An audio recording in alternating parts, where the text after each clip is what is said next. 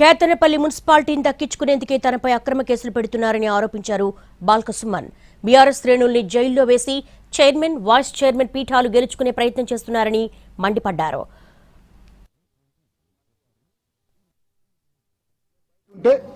ఎట్టి పరిస్థితుల్లో వాళ్ళ పప్పులు ఉడకవని చెప్పి, వాళ్ళ ఆటలు సాగవని చెప్పి మమ్మల్ని జైలుకు పంపించాలని చెప్పి ఇప్పటికే మా మూలరాజరెడ్డి గారిని అరెస్ట్ చేసిరు.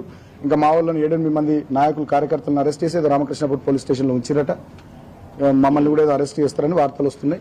సరే, ప్రజలు నిర్ణయిస్తారు అంతిమంగా. ఇవాళ మీ చేతిలో అధికారం ఉంది, మీ చేతిలో ప్రభుత్వం ఉంది, పోలీసులు ఉన్నారు.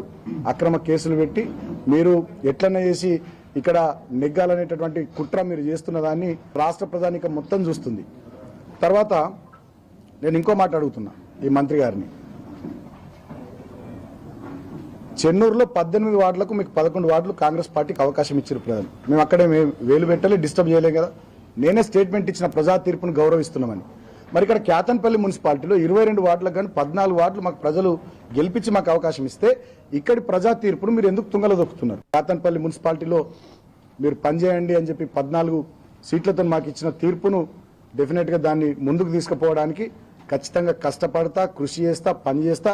నన్ను జైలుకు పంపించిన వివేక్ గారు, నా మీద రకరకాల ముద్రలు, రౌడీ గుండాన్ని ముద్రలేసిన, లాస్ట్కు నువ్వు నన్ను చంపించిన, నీ కిరాయి గుండాలతో నువ్వు నన్ను చంపించిన బాల్క సుమన్ అనేటోడు ఆధారాడు, బెదరాడు, కేసీఆర్ శిష్యుడు.